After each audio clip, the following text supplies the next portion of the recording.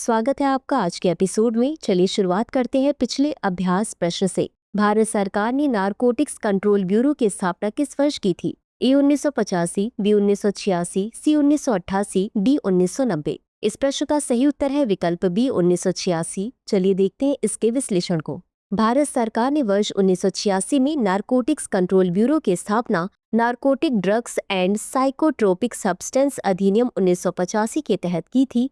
NCB Bharat में मादक पदार्थ कानून प्रवर्तन के लिए सर्वोच्च समन्वय एजेंसी के रूप में कार्य करता है और यह गृह मंत्रालय के अधीन कार्य करता है, अतः विकल्प बी सही है। तो चलिए शुरुआत करते हैं आज के एपिसोड की पहले प्रश्न से। किस एजेंसी ने राजस्थान के भाटी खेड़ा में दुर्लभ मृदा खनिजों के विशाल भंडार का खुलासा करने वाले सर्वेक्षण किए? ए भारतीय अंतरिक्ष अनुसंधान संगठन, बी भारतीय भूवैज्ञानिक सर्वेक्षण और परमाणु खनिज निदेशालय, सी खान मंत्रालय, डी परमाणु ऊर्जा विभाग। इस प्रश्न का सही उत्तर है विकल्प बी। चलिए देखते हैं इसके विश्लेषण को। भारतीय भूवैज्ञानिक सर्वेक्षण और परमाणु खनिज निदेशालय ने भाटी खेड़ा में सर्वेक्षण किया। इसमें दुर्लभ पृथ्वी खनिजों के महत्वपूर्ण भंडार का पता चला, अतः विकल्प बी सही है। अगला प्रश्न है, स्वच्छता सर्वेक्षण 2024-25 में किस शहर को सबसे स्वच्छ गंगानगर का विशेष सम्मान प्राप्त हुआ?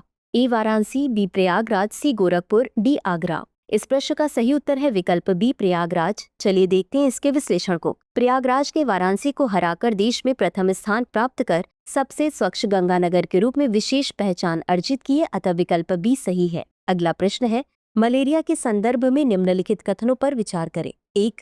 यह एक जानलेवा बीमारी है जो प्लाज्मोडियम परजीवी के कारण होती है, जो संक्रमित मादा एनोफिलीज मच्छरों द्वारा मनुष्यों में फैलती है। 2. इसके लक्षणों में बुखार, ठंड लगना, सिर दर्द और थकान शामिल है तथा गंभीर मामलों में अंग विफलता या मृत्यु भी हो सकती है। उपर्युक्त में से कौन सा या कौन से कथन सही है या सही है? ए केवल 1, बी केवल 2, सी 1 और 2 दोनों, डी न तो 1 और न ही 2। इस प्रश्न का सही उत्तर है विकल्प सी 1 और 2 दोनों। चलिए देखते हैं इसके विश्लेषण को। हालिया खबरों के अनुसार भारतीय वैज्ञानिकों ने मलेरिया के खिलाफ पहला स्वदेशी टीका विकसित किया है, जो न केवल संक्रमण को रोकने में सक्षम है बल्कि इसके समुदाय स्तर पर फैलाव को भी प्रभावी रूप से नियंत्रित कर सकता है। अब जान लेते हैं मलेरिया के बारे में। यह एक जानलेवा बीमारी है जो प्लाज्मोडियम परजीवी के कारण होती है, जो संक्रमित मादा एनोफिलीज मच्छरों द्वारा मनुष्यों में फैलती है। यह विश्व के उष्णकटिबंधीय और उपोष्णकटिबंधीय क्षेत्रों जैसे उप सहारा अफ्रीका, दक्षिण पूर्व एशिया और दक्षिण अमेरिका में आम है। प्लाज्मोडियम की 5 प्रजातियां हैं जो मनुष्यों में मलेरिया का कारण बनती हैं। पी फाल्सिपेरम सबसे घातक है, जबकि पी विवेक सबसे व्यापक है। अन्य प्रजातियां हैं पी मलेरिया, पी ओवेल और पी नोलेसी। मच्छर किसी संक्रमित व्यक्ति को काटने के बाद संक्रमित हो जाता है। मलेरिया परजीवी फिर उस अगले व्यक्ति के रक्त प्रवाह में प्रवेश कर जाते हैं जिसे मच्छर काटता है। परजीवी यकृत तक पहुंचते हैं, परिपक्व होते हैं और फिर लाल रक्त कोशिकाओं को संक्रमित करते हैं। इसके लक्षणों में बुखार, ठंड लगना, सिर दर्द और थकान शामिल है तथा गंभीर मामलों में अंग विफलता या मृत्यु भी हो सकती है। अगला प्रश्न है, आईएनएस संध्याक के संदर्भ में निम्नलिखित कथनों पर विचार करें।